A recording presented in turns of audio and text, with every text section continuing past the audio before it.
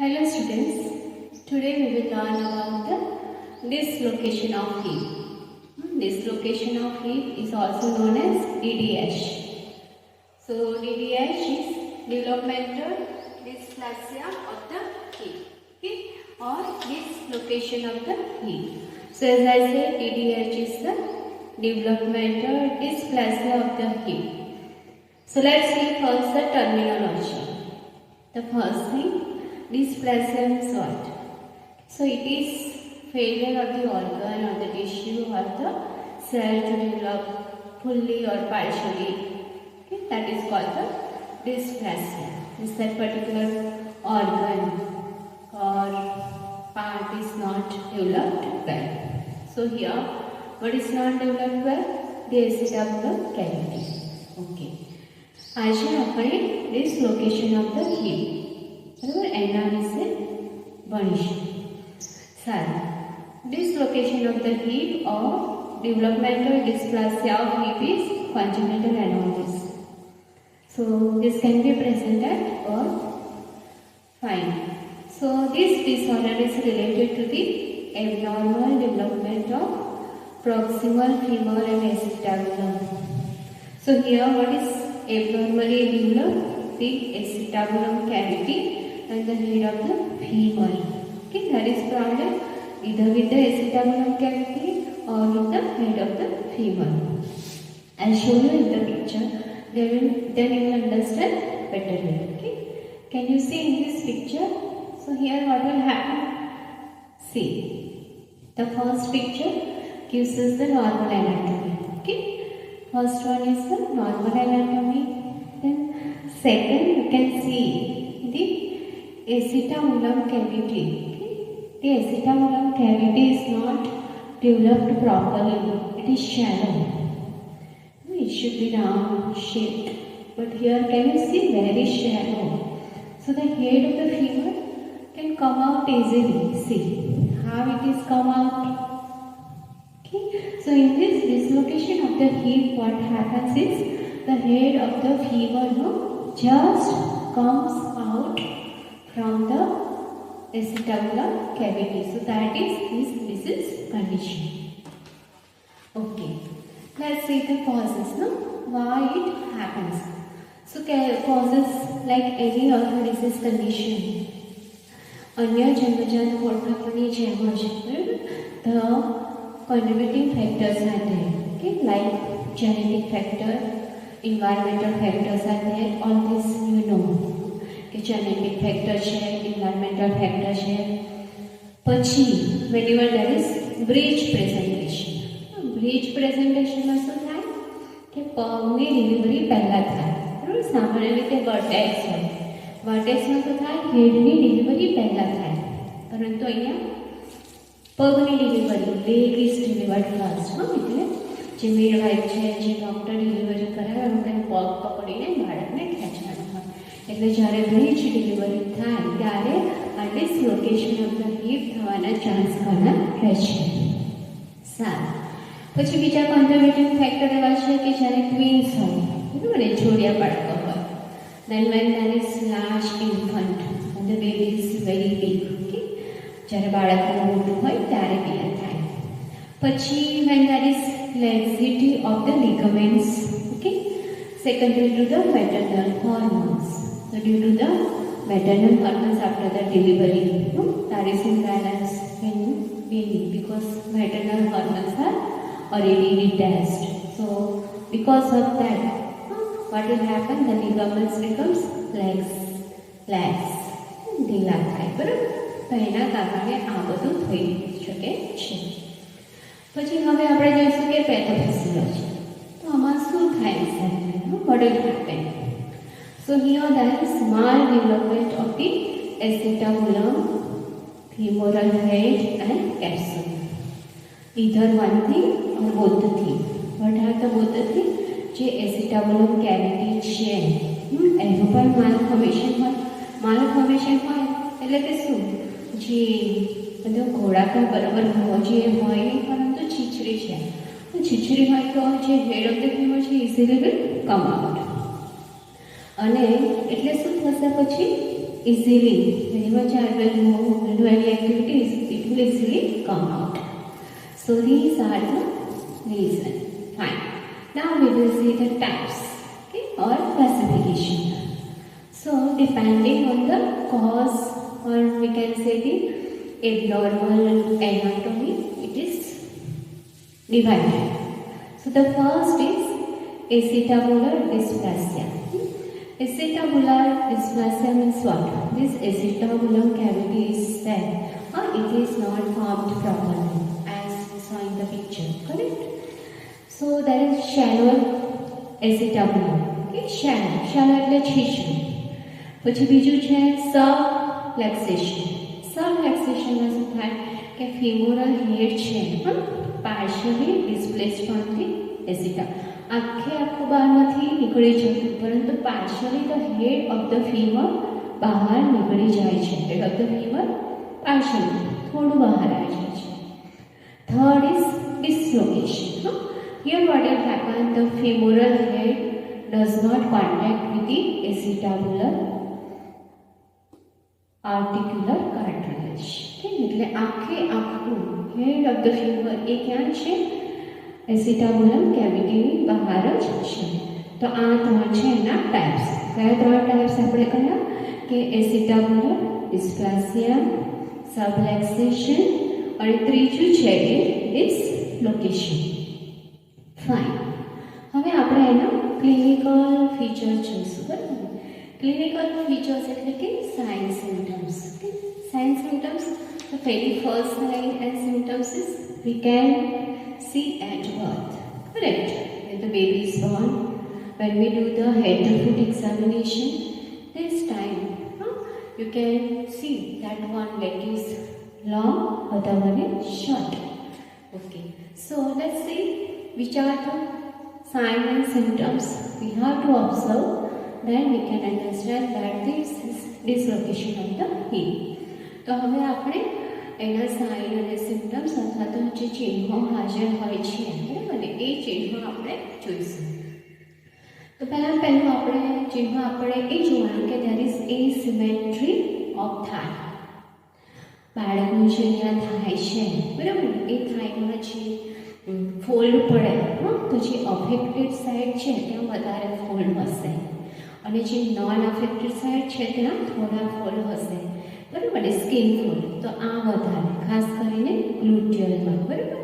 તો આ પિક્ચરમાં આપણે જોઈ શકીએ કે આ સાઈડ, બરાબર ને, અહીંયા તમને here you can you see clearly? First you observe the picture. So there are more skin fold. જે એરિયા અસર થઈ છે ને ત્યાં વધારે કરચલી પડે, બરાબર, એ પહેલી સાઇન છે. સારું. પછી બીજી સાઇન આપણે એવું જોવાનું કે જ્યારે બાળકને આપણે આમ સુવાડીએ, બરાબર, કે ઊભું રાખીએ, ત્યારે શું થશે, જે અફેક્ટેડ સાઇડ છે એ શોર્ટ હશે. Can you see in this picture the second diagram? So જે અફેક્ટેડ લેગ છે ને એ કેવો થઈ જશે, ટૂંકો થઈ જાય છે. એટલે આપણે બાળકને સુવાડીને પગ સીધા કરીને જોઈએ તો અફેક્ટેડ સાઈડ છે એને ત્યાં શું થશે, ટૂંકું થઈ જશે, અને નોન અફેક્ટેડ સાઈડ છે એ કેવું થશે, ત્યાં લાંબુ હશે, બરાબર. તો આ છે એની બીજી સાઈન. પછી હજુ પણ બીજું શું થશે કે જ્યાં આપણે અફેક્ટેડ સાઈડ છે ત્યાં ROM, રેન્જ ઓફ મૂવમેન્ટ, ઘટી જશે, limited. The range of movement in the affected side becomes very less. Okay, then we come to the next sign, that is the ortholine sign. Ortholine sign, first you see the top picture. You observe properly this top picture. So when the hip is abducted, the click sound is heard. Now this way you catch, maybe. And the hip we try to abduct. So that time one click એવો અવાજ આવે. હિપને જ્યારે અબડક્ટ કરીએ ત્યારે આ હેડ of the femur એસિટાબુલમ કેવિટીમાં પ્રવેશે અને પછી તરત બહાર નીકળી જાય એટલે કેવો સાઉન્ડ આવે, ક્લિક એવો સાઉન્ડ આવે છે. સારું. પછી આપણે આગળની સાઇન જોઈએ તો આગળની પણ એક અગત્યની સાઇન એવી છે કે એને કહેવાય એલિસ સાઇન. એલિસ સાઇન આ પિક્ચરમાં અહીંયા નીચે છે, તમને બરોબર જુઓ. તો એલિસ સાઇનમાં શું થાય છે કે one leg is lower than the other when the knee is bend. જ્યારે બાળકને સુવાડીને એની ની આપણે બેન્ડ કરીએ, વાળીએ, તો બંનેની સરખી હોવી જોઈએ સામાન્ય રીતે. સામાન્ય રીતે બંનેની સરખી હોવી જોઈએ, પરંતુ આ સ્થિતિમાં શું થશે, એકની ઉપર છે અને એકની નીચે છે. બરાબર, તો આ પિક્ચરમાં દેખાય છે. બરાબર, આ છે કઈ સાઇન કહેવાય, એલિસ સાઇન. પછી બીજું શું થશે, બાળકને અફેક્ટેડ સાઇડ છે ને ત્યાં બાળકને દુખાવો થશે, there is pain. Then there is also lordosis. Lordosis present. Okay. Then there is also one more important sign that we have to observe, and that is known as Trendelenburg sign. શું કહેવાય, Trendelenburg sign. એટલે આમાં શું થશે, આપણે બાળકને પકડીને ઊભો રાખીએ ત્યારે શું થશે, એની જે પેલ્વિસ છે બરાબર ને એ આમ સીધી નહીં, એક સાઈડ નીચે ઢળી પડશે ને એક સાઈડ ઉપર હશે. બરાબર, આ પિક્ચરમાં તમે બરાબર છો. આ નોન અફેક્ટેડ સાઈડ જ્યાં બંને આ હિપ પેલ્વિસ છે સીધી છે. બરાબર, પરંતુ અહીંયા શું થશે, બીજામાં નીચે ઢળી પડી છે, જોયું તમે. It is this way, it comes down affected side. અને શું કહેવાય, Trendelenburg sign. Trendelenburg sign is the affected side moves downward. જેમાં પિક્ચરમાં આપણે જોઈએ એક સાઈડ નીચે આવી જાય છે. સારું, હજુ બીજું આપણે શું જોવાનું છે કે બાળકને પેઇન હશે, બરાબર ને, એની મૂવમેન્ટ ઘટી જશે, ઓછી થઈ જશે, રેન્જ ઓફ મૂવમેન્ટ ઓછી થઈ જશે. તો આ બધા હતા આપણા શું છે, સાઇન અને સિમ્પટમ્સ. સાઇન. હવે આપણે આગળ જોઈશું કે diagnosis. How we will diagnose this case. So in neonate we will do the examination. Otherwise also we are supposed to do head to foot examination when the baby is born, correct? So while doing this examination we will find this sign like Ellis sign, Trendelenburg sign, Otto-Lally sign. So all this we have to check. Then second is physical examination we will do. You can go for X-ray, you can go for USG, CT scan, MRI, then arthrogram. All this we can do. Then you can find the abnormality. સારું, હવે આપણે જોઈશું કે management. આવું બાળકને છે dislocation of the heap બહાર આવી જાય છે, તો આ બાળકનું મેનેજમેન્ટ આપણે કેવી રીતે કરીશું. તો પહેલું છે management depends on the degree of the problem. એકદમ સાવ ડિસલોકેશન છે કે લેક્ઝેટિસિટી છે, બરાબર ને, તો એના પ્રમાણે આપણે એનું મેનેજમેન્ટ કરીશું. પછી એનું મેનેજમેન્ટ છે it starts as early as possible. જ્યારે આપણે નોટિસ કરીએ કે આ બાળકને આવું છે તે સમયથી જ, એટલે કે soon after birth we have to manage this baby. So what we do? Starting we will use a splint. Splint તમને ખબર છે, braces. There are special braces available. પછી સ્કિન ટ્રેક્શન હોય છે, હિપ કાસ્ટ. તો આ બધું બરાબર ને, બેબી જન્મ થાય એટલે જન્મથી જ આપણે બેબીને આ બધા સ્પ્લિન્ટમાં અથવા તો બ્રેસીસમાં મૂકી દેવાનું. એટલે એનાથી શું થશે કે એસિટાબુલમ કેવિટીમાં જે હેડ ઓફ હ્યુમર આપણે પાછું મૂકીશું અને આ બ્રેસ પહેરાવીએ એ જલ્દીથી બહાર નીકળી નહીં જાય. સારું, પછી આપણે ટ્રેક્શન અને ક્લોઝડ રિડક્શન કરી શકીએ. અને પછી શું કરીએ, પ્લાસ્ટર કાસ્ટ. ઓકે, સારું. પ્લાસ્ટર કાસ્ટ છે 3 મહિના માટે આપણે સડિંગ કરવું પડે અને વચ્ચે વચ્ચે આપણે દર 2-3 અઠવાડિયાના ગાળાએ આપણે આ પ્લાસ્ટર છે યોપી આપણે બદલવું પડે. આ છે ક્લોઝડ રિડક્શન, બરાબર ને. There is 2 treatment available, 2 option. One is closed reduction, second is open reduction. Close રિડક્શનમાં શું કરીએ આપણે કે આપણે મેન્યુઅલી આપણે હાથથી જ બાળકનો હેડ ઓફ ધ ફીમર છે એ એસિટાબુલર કેવિટીમાં મૂકીશું અને એને બ્રેસીસ ભરાઈ દઈશું. બરાબર, એ થયું કે ક્લોઝ રિડક્શન. જો આપણે આ ટ્રીટમેન્ટ ચાલુ છે અને બાળકને સારું ના થાય, if there is no any improvement with the closed reduction, then we go for the open reduction. So open reduction, that is the last choice, barabar, when the baby does not become 1/9. Then what we will do, we come to the nursing management. Okay, nursing management, like any other disease condition, we have to manage this case. So give emotional support to the parents, explain them the condition of the child and the treatment that will follow for a long time, but it becomes alright. Then teach the parents about the purpose of the splint and other devices.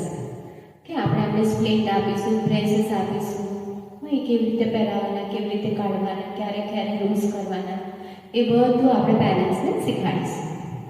પછી if the baby is in this splint braces, then we have to maintain the personal hygiene of the baby also, not to neglect the personal hygiene of the child. Then the child will be plaster cast, we saw, no? So if there is plaster cast, then care of the plaster cast also we have to teach to the parents. એટલે આપણે માતા પિતાને જે બાળકને આપણે પ્લાસ્ટરમાં મૂક્યું છે, plaster cast બી open કર્યું છે, તો એમાં કઈ કઈ કાળજી લેવાની, કયા કયા ડેન્જર સાઇન આપણે ઓબ્ઝર્વ કરવાના, એ બધું આપણે પેરેન્ટ્સને શીખવાડીશું. સારું, એમાં ખાસ આપણે પેરેન્ટ્સને કહેવાનું કે if there is any discoloration, ચામડીનો કલર બદલી જાય, બ્લુ થઈ જાય, if there is any swelling કે સોજવાઈ જાય, બરાબર, ચાઇલ્ડ ઇરિટેબલ થઈ જાય, રડે, ફીવર, ટેમ્પરેચર આવી જાય, આ બધા ચિહ્નો દેખાય તો તરત જ હોસ્પિટલમાં લઈને આવવાનું. સારું, પછી support the hip and neck by pillow. Pillow એટલે આપણે તકિયાના સપોર્ટથી જે આ નેક છે અને હિપને શું કરીશું, સપોર્ટ.